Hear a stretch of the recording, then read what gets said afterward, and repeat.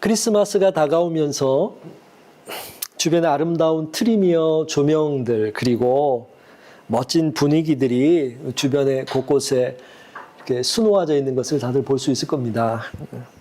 선물을 파는 상점들은 사람들로 붐비고 곳곳에서 휴가를 보내기 전에 사람들이 모여서 함께 파티도 하고 식사도 하는 것들을 우리는 경험합니다. 저도 주중에 학교에서 크리스마스 파티를 했습니다. 그중 한 테이블에서 이제 코어코와 함께 이야기를 나눴는데요. 이 사람은 이라크에서 온 사람이에요. 자신은 예수님이 쓰셨던 말을 안다고 이야기하더라고요. 실제로 터키 일대나 쿠르드족에 속한 사람들일 거예요. 또 이라크와 시리아 지역에서는 예수님 때 사용했던 아람어를 사용하는 사람들이 아직 있습니다. 일반적으로 아랍어를 쓰지만 또 아람어를 또 써요. 갈대아인, 아시리아인, 시리아 기독교 공동체 일부가 사용하는데요. 그중에는 이제 시간이 지나면서 언어들이 좀 변형이 되긴 했겠지만 그래도 예수님이 사용하셨던 고대 아람어, 그것도 서부 아람어를 뿌리로 두고 있는 말들을 사용하는 사람들이 아직도 있습니다. 우리가 흔히 생각할 때에 예수님 당시에 헬라어 썼던 거 아니에요? 라고 말할 수도 있겠는데 마치 우리가 일제 식민지 때 그랬던 것처럼 당시에 공용 문서나 언어는 또 왕족이나 귀족들, 관공서에서 일했던 사람들 헬라어를 썼겠지만 일반 서민들이나 시민들은 이 아람어를 썼습니다. 또 한편으로는 또 물어볼 수 있을 것 같아요. 이스라엘 사람들 목사님 히브리어 쓴 거 아니에요? 라고 물어볼 수도 있겠죠. 근데 이 사람들이 바벨론의 포로기 이후에 히브리어로 말하는 걸 잃어버렸습니다. 지금이야 뭐 현대 히브리어가 있긴 하지만 그래서 당시에 아람어를 썼었고요. 바벨론의 포로로 가서 그때 배웠던 그리고 그 언어가 로마의 식민 지배하에 있었던 상황에서도 여전히 이 아람어로 말하고 생활했던 겁니다. 우리 구원자 아기 예수님이 태어난 곳이 어디일까요? 혹시 아나요? 너무 어려운 질문이네.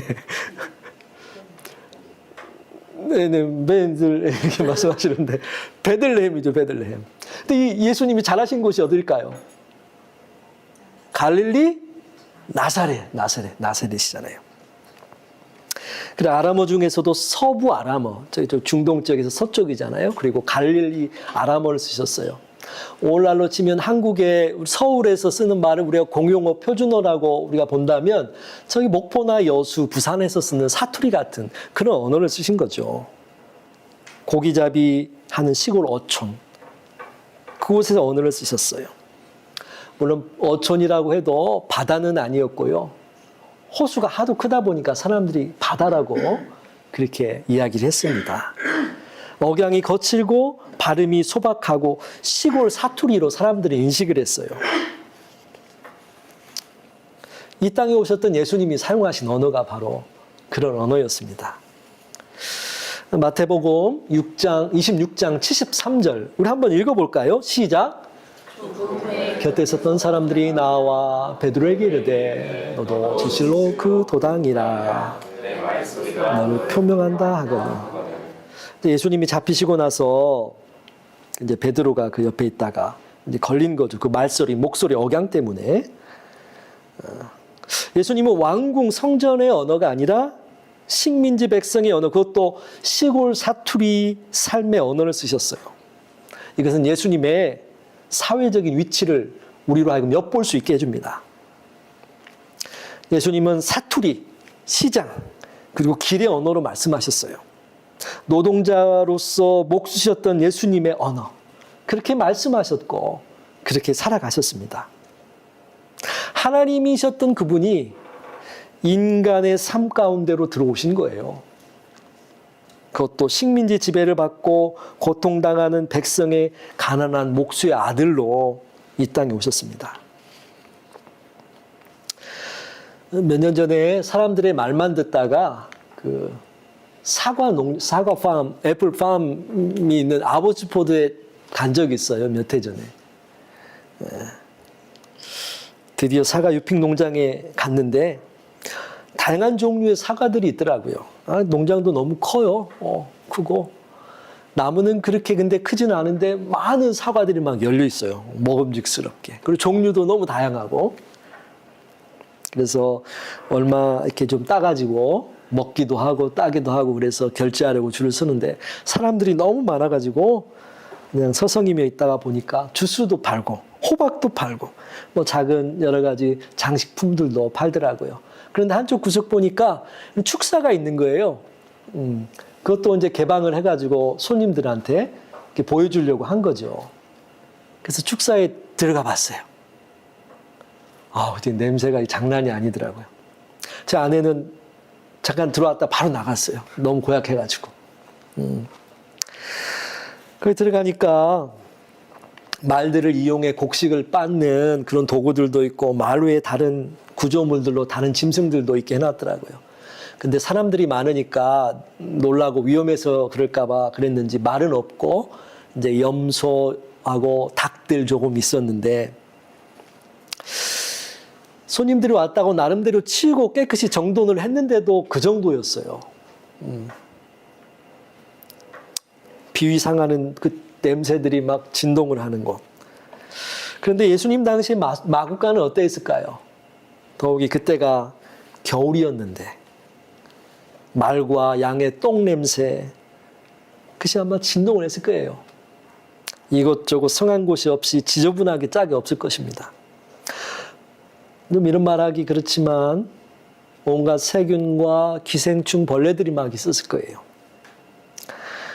말이 밥을 먹는 밥통을 여물통이라고 해요. 조금 더 고상하게 우리가 구유라고도 표현을 하는데 이 구유가 그 말이 먹는 밥통이에요. 밥통. 나무로 만들었겠죠. 당시에.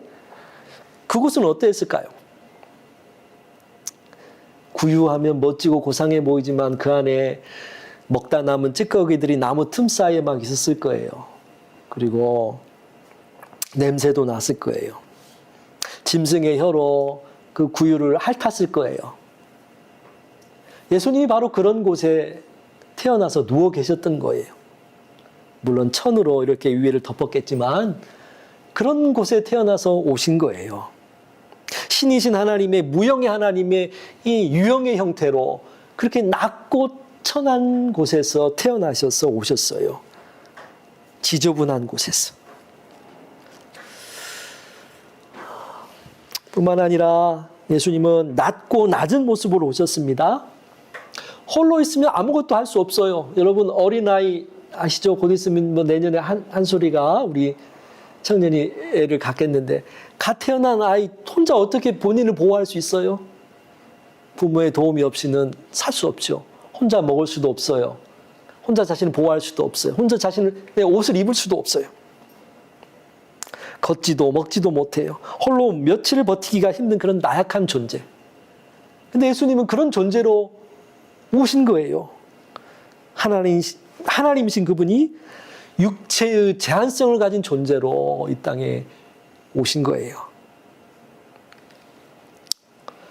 뿐만 아니죠. 이제 나이를 드셨지만 예수님이 어떤 분이셨냐. 마가복음 4장 38절 우리 은찬이가 한번 크게 읽어줄래? 예수께서는 고물에서 베개를 베고 주무시더니 제자들이 깨우며 이르되 선생님이여 우리가 죽게 된 것을 돌보지 아니하시나이까. 예수님도요 우리처럼 똑같이 피로를 느끼셨어요. 막 파도가 일어나고 배가 흔들리는데 너무 피곤해서 그 안에서 주무셨던 분이세요. 그 밑에는 우리 예찬이가 한번 읽어줄래? 이른 아침에 시작. 중간에 이른 아침에 이른 아침에 성으로 돌아오실 때 시작하신지라. 이른 아침에 성으로 들어오시는데 무화과 나무가 있는 거예요. 근데 시작하신 거야. 근데 무화과 나무 열매가 없는 거야. 여기서 시장이라는 거는요 마켓이 아니고 배고프다는 의미입니다. 예수님도 똑같이 배가 고프셨어요. 우리 신이 한번 제일 마지막 한번 읽어줄래? 요한복음 11장 35절. 예수께서 눈물을 흘리시더라. 그렇습니다. 예수님은요 눈물을 흘리셨어요. 자신이 사랑했던 나사로가 죽었다는 얘기 들었을 때 눈물을 흘리셨던 분이셨어요. 그분도 우리와 똑같이 연민과 사랑, 슬픔과 기쁨 등의 감정을 느끼셨던 분입니다. 어떤 사람이 한겨울 가족들은 다 교회 성탄절 예배를 가는데 집에 홀로 있었어요. 자신은 예수님을 믿지 않았기 때문이에요. 그 사람은 어떻게 신이 인간이 될 수 있느냐 하면서 교회에 나가지 않았어요. 그런데 홀로 있으면서 창가를 내다보는데 많은 눈이 내리고 추운 날씨에 지쳐서 금방이라도 쓰러질 것 같은 새가 저 한편에 있는 거예요. 그래서 안타까운 마음에 문을 열고 손짓을 하는 거죠. 이리 들어오라고. 내가 먹을 것 좀 줄게. 들어오라고. 근데 이가 알아들을 수 있나요? 소리치면 칠수록 더 달아나는 거예요. 그때 깨달았대요. 하나님이신 그분이 인간에게 말씀하고자, 나에게 다가오고자 인간의 모습으로 오셨구나. 우리를 사랑하신 하나님은 우리를 말씀으로 지었을 뿐만 아니라 말씀이 육신되어서 우리 가운데에 오셨습니다. 예수님은 사랑으로 성육신하여 인간의 몸을 입으셨습니다. 우리를 죄 많은 세상으로부터 구원하기 위하여 죄악이 가득한 이 세상에 직접 오신 것입니다. 요한이 요한복음을 기록할 당시에는 이 가현설이라는 것을 주장하는 영지주의자들이 많이 있었어요. 많이 있다는 표현은 좀 그렇겠군요. 있었어요. 예수님의 몸은 환상일 뿐이라는 거예요. 가짜라는 거예요. 그 사람들은요, 윤회설을 믿기도 했어요. 우리 힌두교나 불교에서 말하는. 이제 물론 그 분파 중 하나가 나와서 중국으로 갔는데 그게 잘하는 경교예요, 경교. 이 가열론자들은 하나님의 아들이 그저 인간처럼 보였을 뿐이라고 주장해요. 인간으로 직접 온 게 아니라는 거예요. 이런 이단의 가르침들, 논리들을 물리치려고 의도적으로 오늘 요한복음의 요한은 육신이라는 단어를 사용했습니다. 예수님은 참 하나님이셨지만 참 인간이셨다. 요한은 예수님께서 육체로 오셨음을 고백하지 않는 사람은 누구든지 하나님께 속하지 않았다고 기록해요. 요한일서 4장에도 이렇게 말씀하는 거예요. 요한일서 4장 2절 3절. 우리 최진수 집사님 한번 읽어주시겠어요? 4장 2절 3절입니다. 이로써 너희가 하나님의 영을 알지니 곧 예수 그리스도께서 육체로 오신 것을 시인하는 영마다 하나님께 속한 것이요 예수를 시인하지 아니하는 영마다 하나님께 속한 것이 아니니 이것이 곧 적그리스도의 영이니라 우리가 한 말을 너희가 들었거니와 지금 벌써 세상에 있느니라. 네, 감사합니다. 예수 그리스도께서 육체로 오신 것을 시인하는 영마다. 예수님께서 태어나셨을 때 그분은 부분적으로 사람, 부분적으로 하나님이 아니라요, 완전한 인간이셨다는 거예요. 완전한 하나님이셨다는 거예요. 골로새서 2장 9절에 우리 정환 형제 한번 읽어줄래요? 그 안에는 신성의 모든 충만이 육체로 거하시고. 그렇습니다. 감사합니다. 예수님이 오시기 전에 사람들은 하나님을 부분적으로만 알았어요. 그러나 이제는 육신의 몸을 입고 오신 예수님으로 인해서 하나님을 눈으로 볼 수 있고 만져서 알 수 있게 되었던 거죠. 예수님은 하나님이신 동시에 사람이시기 때문에. 오늘 본문으로 돌아가면서 본문을 다시 한번 봅니다. 말씀이 육신이 되어 우리 가운데 거하시매 우리가 그 영광을 보니 아버지의 독생자의 영광이요 은혜와 진리가 충만하더라.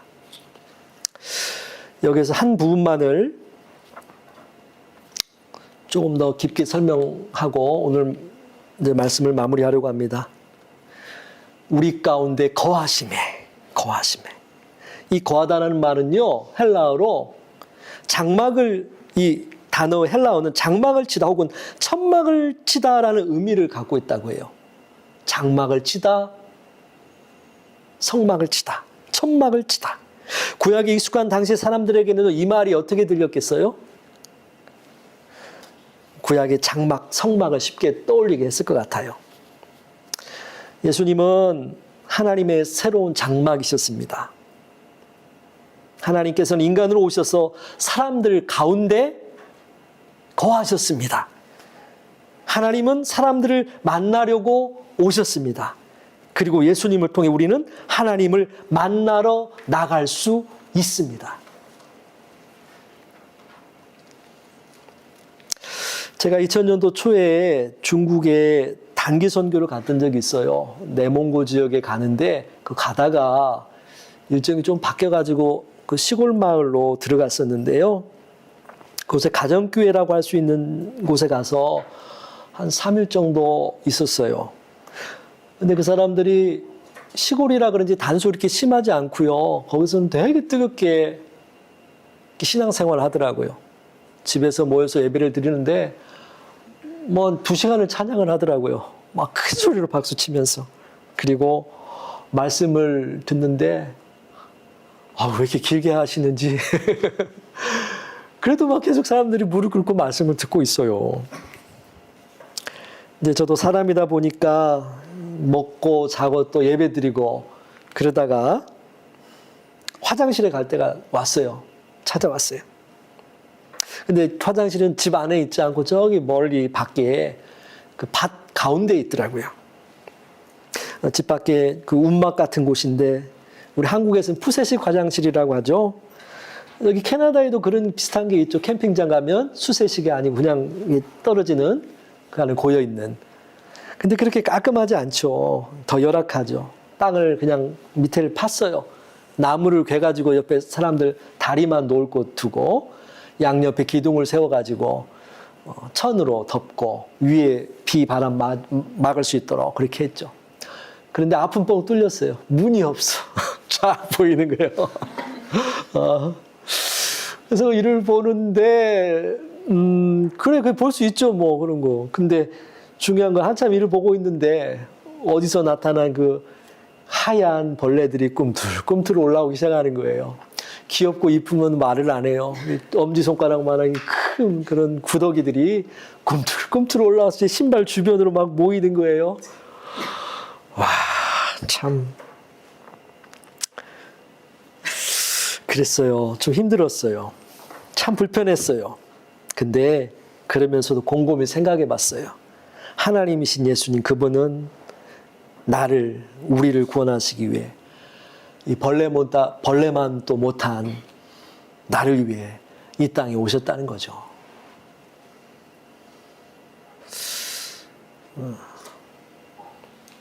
마국간과 같은 죄악으로 가득한 더러운 세상 속에 오신 예수님. 그런데 그분이 임마누엘, 우리와 함께 하시겠다 말씀하십니다. 오늘 성탄주의를 기념하며 예배를 드립니다. 우리의 마음을 깨끗이 하고 과거에 우리가 어떠했든지 우리의 마음을, 우리의 생각을 깨끗이 하고 우리를 구원하고자 오신 예수님을 다시금 모셔드릴 수 있는 우리가 되었으면 합니다. 우리의 마음속 구유는 잘 준비되어 있습니까? 기도하겠습니다.